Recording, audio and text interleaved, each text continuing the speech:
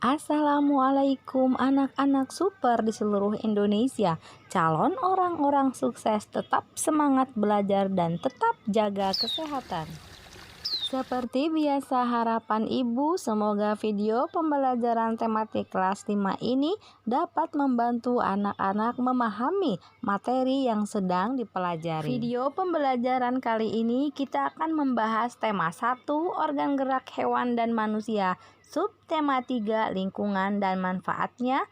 Pembelajaran 3. Anak-anak Ibu, jangan lupa Ibu selalu mengingatkan agar setelah kalian menonton video pembelajaran ini, jangan lupa klik tombol like, subscribe, serta bunyikan lonceng dan share ke teman-teman kalian yang lain agar mereka juga bisa memperoleh video pembelajaran yang menyenangkan sebagai teman belajar dari rumah. Selamat menyaksikan videonya, pahami dengan baik materinya dan tetap semangat.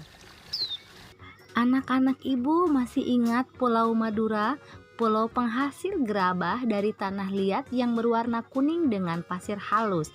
Pulau Madura ini berada di Provinsi Jawa Timur yang beribu kota di Surabaya. Namun, Madura merupakan pulau tersendiri yang terpisah dari Pulau Jawa. Untuk mencapai Pulau Madura harus melewati Selat Madura.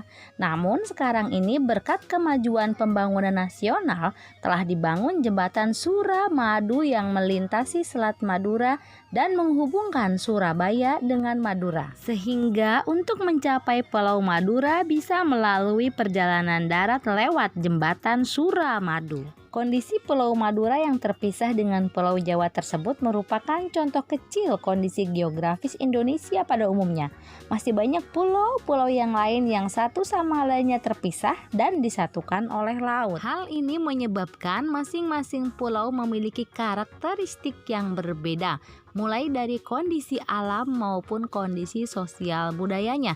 Variasi dan karakteristik potensi tersebut terlihat dari lengkap dan beragamnya bentang alam dan hasil alamnya, beragamnya suku bangsa yang mengakibatkan beragam pula adat istiadat dan budayanya, serta beragamnya agama, golongan, dan kelompok masyarakatnya. Keberagaman yang disebabkan adanya perbedaan antara pulau satu dengan pulau yang lainnya ini tidaklah menjadi pemecah dan perenggang, namun justru menjadi pemersatu karena antara yang satu dengan yang lain bisa saling melengkapi. Wilayah laut Indonesia yang sangat luas telah diakui secara internasional sebagai negara maritim yang ditetapkan dalam UNCLOS pada tahun 1982. Hal ini berarti bangsa Indonesia diberi kewenangan untuk memanfaatkan potensi sumber daya laut. Sumber daya laut yang dimanfaatkan baik hayati maupun non-hayati, antara lain ikan, terumbu karang dengan kekayaan biologi yang bernilai ekonomi tinggi seperti wisata bahari, sumber energi minyak dan gas bumi, bahan mineral, dan juga media transportasi antar pulau. Besarnya peluang ekonomi dari pemanfaatan potensi sumber daya laut memberikan kontribusi bagi kehidupan ekonomi masyarakat Indonesia dan kesejahteraan bangsa. Kelompok masyarakat yang bisa merasakan langsung adalah masyarakat yang berada di pesisir. Berikut akan kita tuliskan jenis pekerjaan yang berkaitan dengan pemanfaatan sumber daya laut. Yang pertama, pekerjaan sebagai Menteri Kelautan dan Perikanan. Yang kedua, pekerjaan sebagai nelayan. Yang ketiga, pekerjaan sebagai pedagang ikan.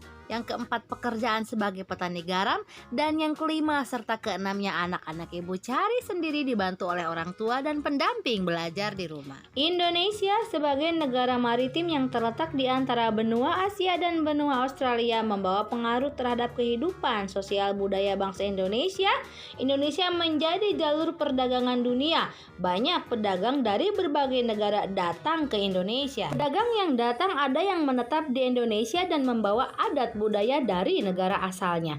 Adat budaya yang dibawa akan berbaur, bercampur, bahkan melebur dengan adat budaya asli Indonesia. Berikut adalah beberapa dampak yang diakibatkan oleh letak dan kondisi geografis bangsa Indonesia sebagai negara maritim atau kepulauan. 1. Komunikasi dan interaksi menjadi lebih mudah. 2. Terjadinya pembauran, pencampuran atau peleburan nilai-nilai antar pulau dan antar negara. 3. Munculnya perkampungan-perkampungan etnis tertentu seperti Pecinan dan Kampung Arab. 4. Terjadinya perubahan perilaku masyarakat karena pengaruh masuknya pola dan nilai perilaku dari pulau, daerah maupun negara lain. Dan 5. Terjadinya perpindahan ilmu, pengetahuan, dan teknologi. Berikut adalah dampak positif dan dampak negatif sebagai akibat dari letak dan kondisi geografis Indonesia sebagai negara maritim dan kepulauan. Dampak positif yang pertama yaitu bisa mengkonsumsi ikan yang melimpah di Laut Indonesia. Yang kedua, terdapat berbagai kekayaan sumber daya alam di ribuan pulau-pulau Indonesia. Dampak negatif yang pertama yaitu mudah terjadinya perpindahan ilmu pengetahuan dan teknologi yang negatif.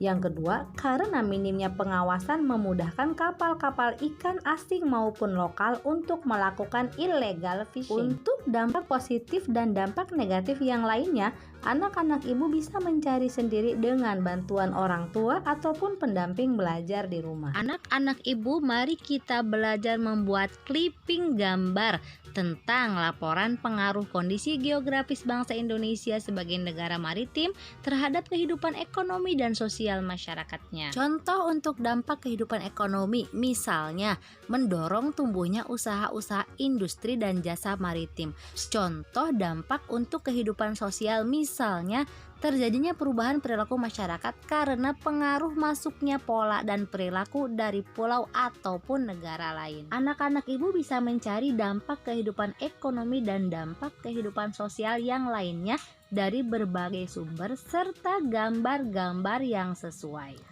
Berilah penjelasan singkat dari setiap gambar yang dikumpulkan, kemudian susun menjadi sebuah buku. Anak-anak, Bu Guru mempunyai suatu teks bacaan yang berjudul Kejayaan Bahari Masa Lalu yang terdiri dari 9 paragraf. Mari kita tentukan ide pokok dari 9 paragraf tersebut.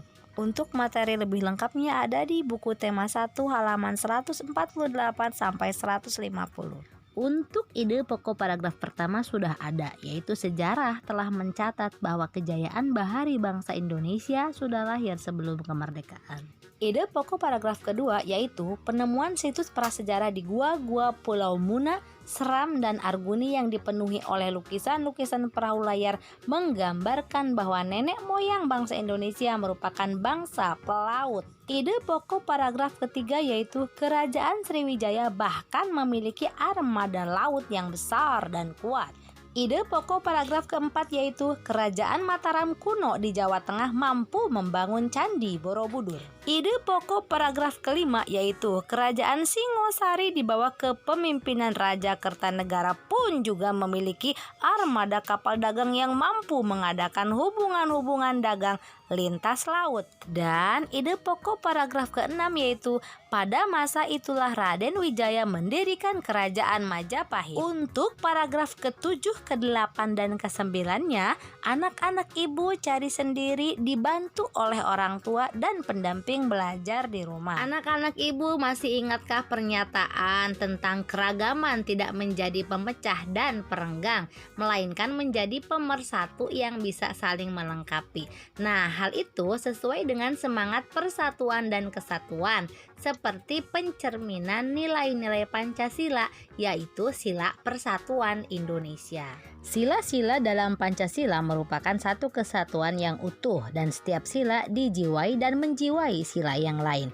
Berikut adalah contoh-contoh perilaku yang mencerminkan satu sila, dua sila, atau bahkan lebih. Perilaku perayaan Hari Besar Keagamaan mencerminkan sila ketuhanan yang Maha Esa, yaitu menjalankan perintah agama sesuai ajaran yang dianut masing-masing. Berikutnya mencerminkan sila kemanusiaan yang adil dan beradab karena mengakui persamaan derajat hak dan kewajiban asasi setiap manusia tanpa membedakan. Berikutnya mencerminkan sila persatuan Indonesia karena menjunjung tinggi persatuan Indonesia. Dan yang terakhir mencerminkan sila keadilan sosial bagi seluruh rakyat Indonesia. Perayaan Hari Besar Agama berarti melakukan perbuatan dalam rangka mewujudkan kemajuan dan keadilan sosial. Untuk perilaku gotong royong mencerminkan sila kemanusiaan yang adil dan beradab karena gemar sekitar melakukan kegiatan kemanusiaan. Berikutnya mencerminkan sila persatuan Indonesia karena memajukan pergaulan demi persatuan dan kesatuan bangsa. Dan yang terakhir mencerminkan sila keadilan sosial bagi seluruh rakyat Indonesia karena suka memberi pertolongan kepada orang lain. Untuk perilaku musyawarah mufakat dan menjenguk orang sakit, anak-anak dari sendiri mencerminkan sila keberapa sajakah perilaku-perilaku tadi dengan bantuan orang tua dan pendamping belajar di rumah tentunya.